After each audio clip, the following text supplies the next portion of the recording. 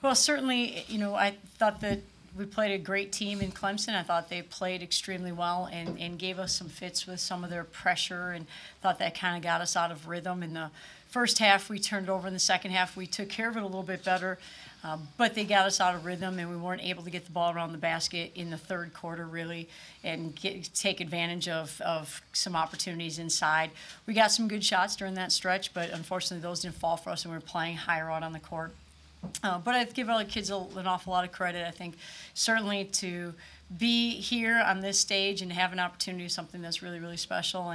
And so at this point in time, we give a lot of credit to our opponent in Clemson, but also celebrate the season that these young ladies have had. We'll take questions first for the student athletes. If you have a question, just raise your hand and we'll get a microphone over to you.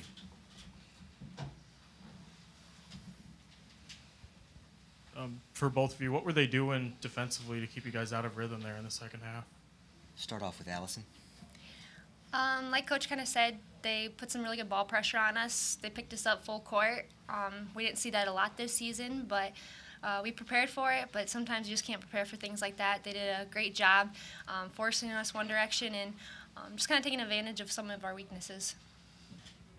Were you expecting them to attempt as many three-pointers? I think that was a season high for them, 21. What was your game plan around that? We knew they wanted to get in the paint more so we kind of dared them to shoot, and they made some shots. They did a great job. So we adjusted, but just couldn't quite hold them. Hannah, there at the start of the fourth quarter, things seemed to start clicking when they were forcing it inside. What were you guys doing differently, I guess, to get it inside there, and then what did they do to counterbalance that? I think our guards always do a really good job of looking to share the ball, and like Al said, their ball pressure just kind of slowed that down a little bit. It looked like they was trying to do the best they could to kind of speed you up, 15-2 in fast break points. Just what was the difference there, you think? I think their press. I think, like Al said, we don't face a lot of opponents in our conference that pressure us to that level, and you can try to prepare for something like that, but until you really get some experience on it, it's hard. I know obviously things are still really fresh, but Hannah, what does it mean to have gotten Allison this opportunity to close out her career at the NCAA tournament?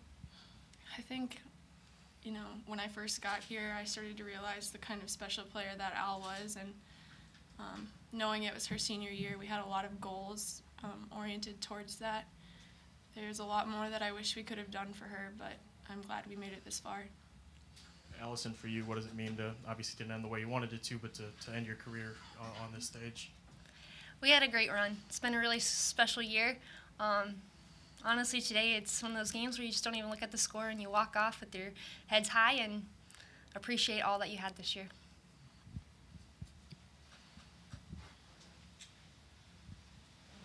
I guess for either of you, it seemed like you had all the momentum in that third quarter, an 8-point lead, and there's that weird technical foul, and then suddenly that lead was sliced in half in 4 seconds. Did it feel like something kind of, the momentum turned a little bit when they were able to cut that lead down so quickly? Well, I guess I didn't really feel it too much in the game. You kind of have to look past those. I mean, things are going to happen like that. It's how you react to them shows who you really are. But I think they just got a few points after that, made a quick couple runs, and then it just kind of separated from there.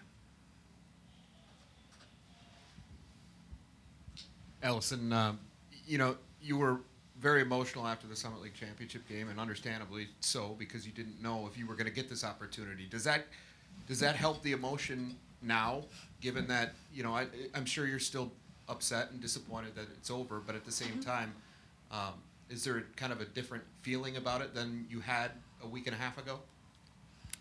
I don't really know how to answer that for sure. I don't know. We had a lot of goals. The Summit League tournament was one of them. We came close to that a couple years when I was there, so that was a really big goal for me. But we didn't quite reach it, and that's okay. And today, like I said, you can't really look back now. I mean, it is what it is, and you just got to go forward. And I know this is, again, fresh right now, but obviously, aside from Allison, you've got everybody back next year. I think you'll be the most experienced team coming back in the Summit League. How does this kind of raise the bar for this program next year moving forward? I think that'll be something we evaluate this summer, but for sure our goals will be higher, knowing that we are capable of, this. The bar will be set higher. Dawn, what happened there on that technical foul? What was the explanation from the officials? Well, the explanation was the ball was in play at that point in time when she subbed in, and so that's why they assessed it. Could you feel after the layup that could have put you up 10, then that happens? Could you feel things starting to snowball? Well, I think what changed at that point in time is when they were giving us some pressure in a half court, and our offense kind of got higher out on the floor, and we weren't able to get the ball inside as much as we wanted to.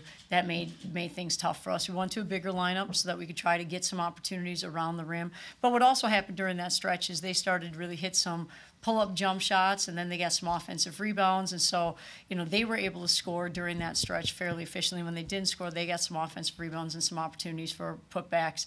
So it was a quick 4-0 run, but at that point in time, it was what happened after that, and we weren't able to really attack. We got some good looks, but those didn't fall for us. And really, ultimately, when you look at a mid-major team playing a Power 5 type of program, chances are you're going to have to make some shots from the perimeter in order to neutralize what they have in terms of athleticism and some size. And, we tried some different coverages in terms of some ball screens. They hit some pull-up jump shots. We tried to take some of those things away. I think at one point in time we tried to take a charge. They kicked it out, hit a three. We tried to change some rhythm with playing them a little bit differently. But, they got hot at that point in time, and we unfortunately weren't hot with them. Was it just sort of a gamble with them defensively and let them take their looks from the perimeter if they wanted them and make sure they couldn't get inside?